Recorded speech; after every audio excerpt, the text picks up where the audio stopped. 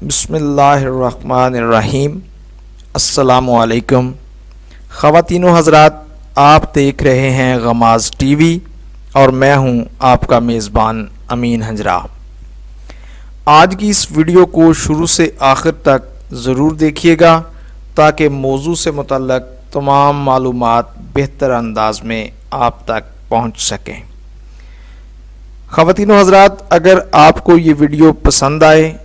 تو اسے لائک، ہمارے چینل کو سبسکرائب ضرور کریں اور بیل آئیکن کو آن کر لیں۔ بسم اللہ الرحمن الرحیم۔ ناظرین، پاکستان ایک ترقی پذیر ملک ہے جو ترقی یافتہ ممالک کے رحم و کرم پر ہے۔ ایسے ممالک کو پہلے تیسری دنیا کے ممالک کے نام سے بھی یاد کیا جاتا تھا، پھر وقت گزرنے کے ساتھ ساتھ دنیا ترقی کرتی چلی گئی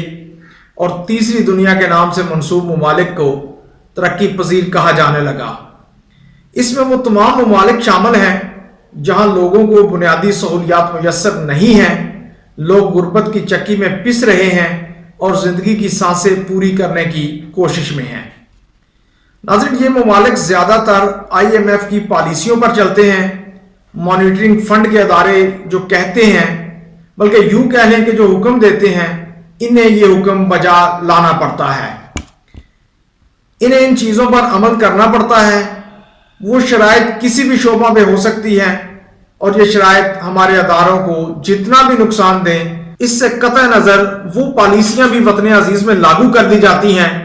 کہ جن کے بارے میں بچہ بچہ جانتا ہے کہ یہ پالیسی وطن عزیز میں نہیں چل سکتی، چاہے وہ صحت کی پالیسی ہو، معاشی پالیسی ہو، ایجوکیشن کی پالیسی ہو یا ہائر ایجوکیشن کا معاملہ ہو۔ ہر جگہ پر نت نئی پالیسیوں سے ادارے تباہی کی جانب گامزن ہو جاتے ہیں۔ ناظرین، آج کے اس پروگرام میں ہم ایجوکیشن کے شعبہ میں کی جانے والی بہت بڑی تبدیلی پر بات کریں گے۔ حکومت نے یونیورسٹیز میں ایسوسیٹ ڈگری لاگو کرنے کی منصوبہ بندی کی ہے، جس کے مطابق اب ہائر ایجوکیشن کمیشن نے 2 سالہ BA اور BSc کی ڈگری پر پابندی عائد کر دی ہے اور ان کی جگہ پر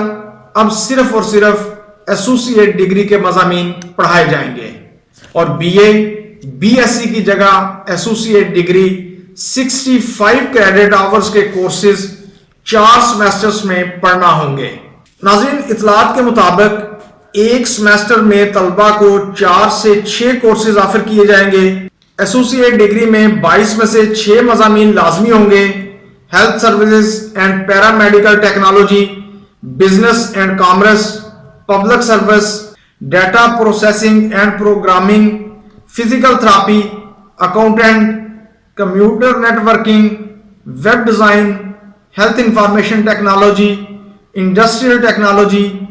media studies, public relation, tourism, applied psychology, agribusiness, dental,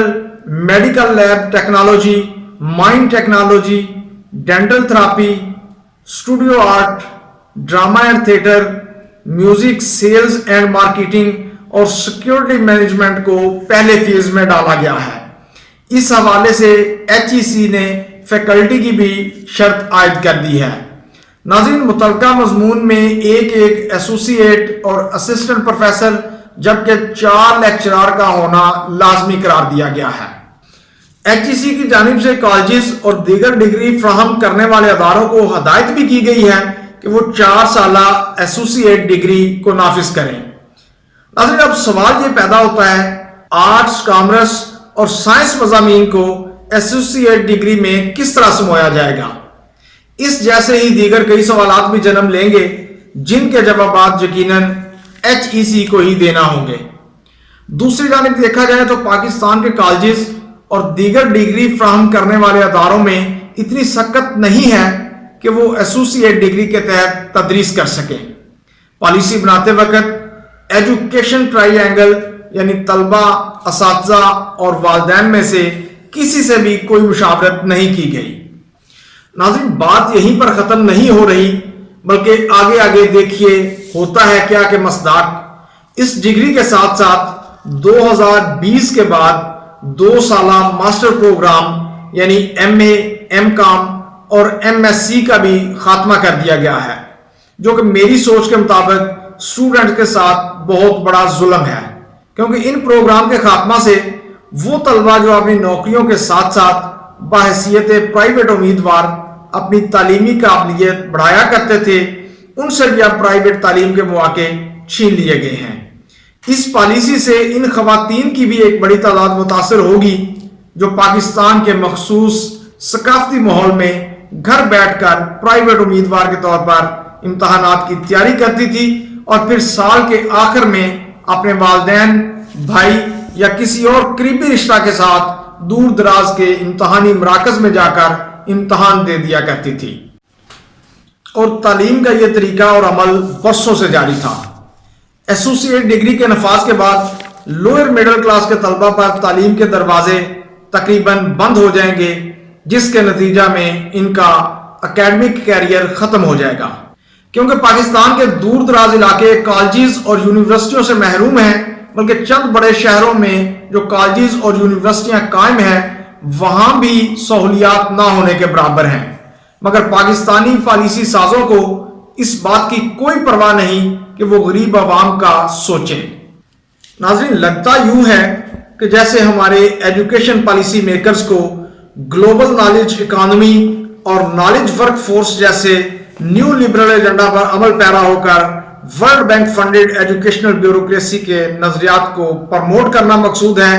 ان کے لیے صرف ورلڈ بینک اور گلوبل ایجوکیشن انڈسٹری کے احکامات ہی پالیسی کا درجہ رکھتے ہیں۔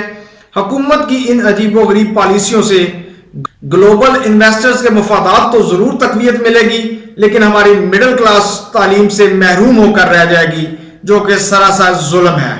ناظرین، میری یہ رائے ہے اور یقیناً پاکستانی طلبہ اور والدین بھی یہی چاہتے ہیں کہ ایجوکیشن پر بار بار تجربات نہ کیے جائیں،